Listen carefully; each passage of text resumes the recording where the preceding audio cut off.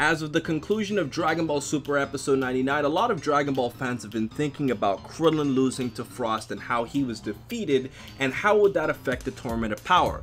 And although originally I was enraged at how cheap Krillin's loss was, an anonymous commenter on my YouTube video sent me a private message and talking about why he feels that Android 18 might actually be better off without Krillin moving forward in the Tournament of Power, and how Android 18 can seek revenge with Krillin's loss. And although I really like Krillin, I'm going to be 100% unbiased and objective in this video today, as I will analyze the benefits of having Krillin and the benefits of not having Krillin. So let's get started. Well, first of all, we have the simple fact that with Krillin in the Tournament of Power, they would have 10 fighters instead of 9, and the simple fact is 10 fighters is better than 9, even if Krillin is one of the weaker characters. In addition to this, Krillin is also a character that has been shown on numerous occasions to be a good leader when it comes to evading opponents and using quick, interactive moments to get through tough situations. So that quick maneuver that Krillin can always use throughout the series is definitely going to be gone now. And finally, the best benefit of having Krillin on your team is that it will boost the entire team's morale, especially Android 18, because that's her husband. And if you really think about this, Krillin is a happy-go-lucky guy who, I guess you can say in a way, always brings your spirits up, and I'm sure Android 18 has definitely had her spirits up with Krillin many times in her life, and I think by losing him, that could be a decrease in morale. So it is better to have Krillin around just to have your morale and hopes up that you're both fighting at the same time with your husband. But let's talk about the scenario in which Android 18 is fighting without Krillin. With Android 18 losing Krillin, one thing I think this will definitely do is that it will incentivize her to fight a lot harder moving forward. And let's think about this here. Losing Krillin is very personal to 18 because of the fact that that's her husband and not just another member of Universe 7, and going forward this would make Android 18 a lot more active and will decrease the chances of her being caught off guard like she was in episode 99.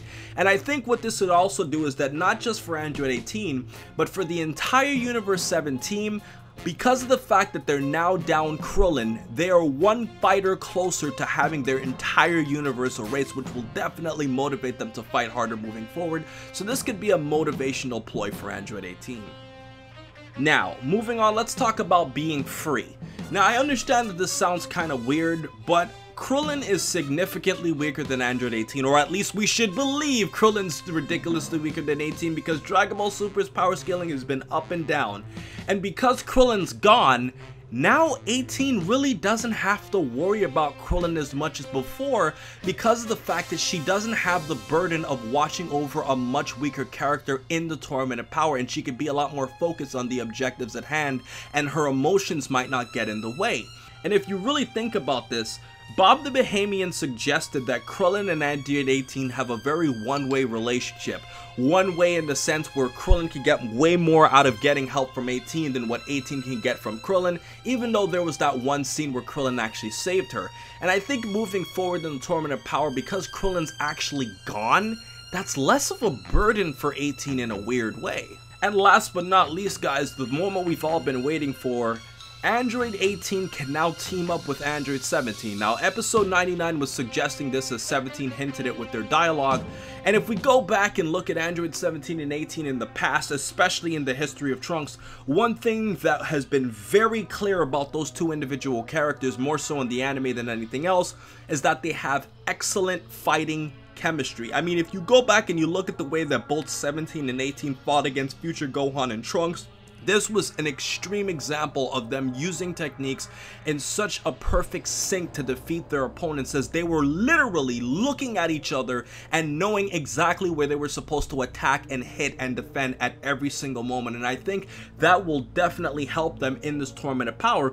And if you compare 17 to Krillin, Android 17 is much stronger than what Krillin is, so Android 18 doesn't have the burden of looking after a much weaker character, and in this case she's actually looking up at a much stronger character, and by having Android 18 helping 17, now 17 has more insurance for when he fights against different fighters from different universes. And for the ultimate benefit of fighting with Android 17, Android 18 and 17 can now fight against stronger opponents, as 18 was limited by how much opponents she could actually fight due to the power limitations in fighting alongside Krillin. And I understand that some of you might disagree with me about the androids and saying that the future androids are definitely different from our present androids and how 17 and 18 fought with each other much more in the future as opposed to the present. I have a little bit of a response for this. I understand that 17 and 18 haven't been around each other as much in the present timeline, but what we have to understand is that the conception of their characters are exactly the same. And looking at the way that they fought with each other in the history of Trunks, it was implied that they can fight without even having to communicate. It's like an internal reaction that they know what to do, and I think that this has to do way more than just fighting experience, considering how quickly it was implied they took out the Z fighters. So ultimately, guys, after analyzing all of the benefits of fighting with Krillin and fighting without Krillin, my ultimate conclusion is that I have an extremely slight, and I mean an extremely slight edge towards fighting without Krillin. Now, I understand that from a strategic point of view, it is worse to have one member down in the Tournament of Power. That definitely decreases your chances because Krillin could have possibly have stopped more opponents had he not gotten taken out by Frost. But when you really think about it, having 18 not being distracted in fighting with Krillin and having her fighting with 17 will actually be much more devastating towards the other opponents. And with Krillin around, Android 18's time would have been more focused on him, but with her being more focused on 17, that can actually replace Krillin despite the fact that he's now gone.